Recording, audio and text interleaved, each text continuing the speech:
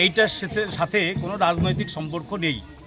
অর্থাৎ আমরা সামাজিক কাজকর্ম করি, মানুষ যখন বিপদে পড়ে আমরা মানুষের পাশে গিয়ে দাঁড়ানোর চেষ্টা করি। আমাদের সামর্থ্য খুবই কম, কিন্তু মানুষের সহযোগিতা নিয়ে আমরা চেষ্টা করি গোটা পশ্চিমবাংলা জুড়ে, যেখানে যে সময় মানুষ বিপদে পড়ে তার পাশে গিয়ে আমরা দাঁড়াই। করোনার সময় যখন আমরা দেখলাম যে মানুষের খাওয়ার নেই, কাজকর্ম নেই, তখন আমরা এরকম কাজ করেছি।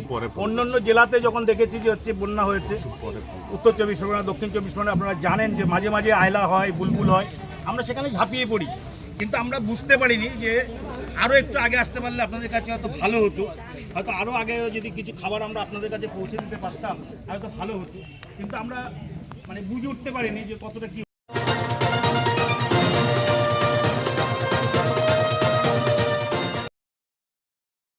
করি গোটা পশ্চিমবাংলা জুড়ে, যেখানে যে সময় মানুষ বিপদে পড়ে তার পাশে গিয়ে আমরা দাঁড়াই। করোনার সময় যখন আমরা দেখলাম যে মানুষের খাওয়ার নেই, কাজকর্ম নেই, তখন আমরা এরকম কাজ করেছি।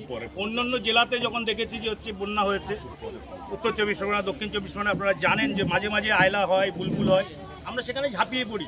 কিন্তু আমরা বুঝতে পারিনি যে আরও একটু আগে আসতে পারলে আপনাদের কাছে হয়তো ভালো হতো, হয়তো আরও আগে যদি কিছু খাবার আমরা আপনাদের কাছে পৌঁছে দিতে পারতাম হয়তো ভালো হতো। কিন্তু আমরা বুঝে উঠতে পারিনি যে কতটা কি হচ্ছে, কারণ আমরা থাকি তো অনেকটা দূরের, বসিরহাট, উত্তর চব্বিশ পরগনা বসিরহাটে। আমাদের এখানকার যিনি নেতৃত্ব নাগরিক সমাজে সানাউল্লাহ খান সাহেব রয়েছেন, ওনার মুখ থেকে যতটা শুনেছি, এবং উনি একটু কাজের জন্য বাইরেও গিয়েছিলেন, উত্তরবঙ্গে গিয়েছিলেন, সেই জন্য একটু দেরি হলো। এবং আমরা চেষ্টা করব, উনিও বলেছেন এখানকার নেতৃত্ব, আমরাও আপনাদের কাছে বলছি যে আগামী দিনে যাতে আরও বেশি বেশি করে আপনাদের কাছে আমরা খাবার পৌঁছে দিতে পারি, সমস্ত রকম ব্যবস্থা করতে পারি, তার প্রতিশ্রুতি আমরা দিচ্ছি নাগরিক সমাজের পক্ষ থেকে। করবো আমরা, আসবো আগামী দিনে।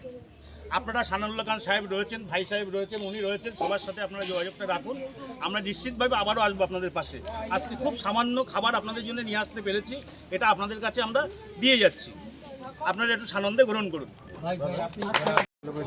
রাজ্যকে না জানিয়ে ডিভিসি অতিরিক্ত পরিমাণে জল ছাড়ার কারণে পূর্ব মেদিনীপুর জেলার বিস্তীর্ণ অঞ্চলে এবারে বন্যা পরিস্থিতি তৈরি হয়। একটি বড় অংশের মানুষ বন্যা কবলিত হয়ে পড়ে এবং তারা বর্তমানে অসহায়তার মধ্যে দিন যাপন করতে থাকে।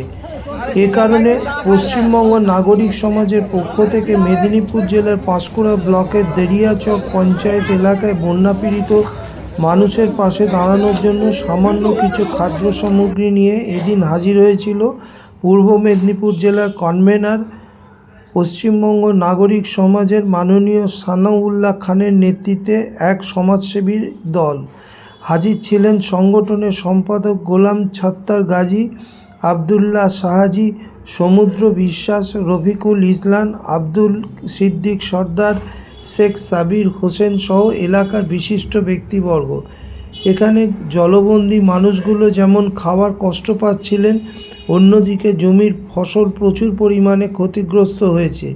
মাছ চাষিদের জলাশয়গুলো বন্যার জলে ভেসে গেছে। শিশুদের বিভিন্ন রোগ দেখা যাচ্ছে, জমা জল বিষাক্ত হয়ে উঠেছে।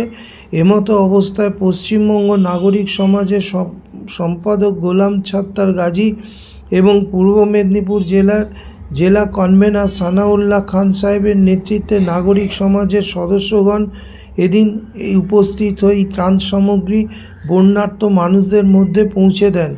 এদিন বন্যা কবলিত মানুষের পাশে আগামী দিনেও থাকার দায়বদ্ধতার শর্তে তারা অঙ্গীকারবদ্ধ হলেন।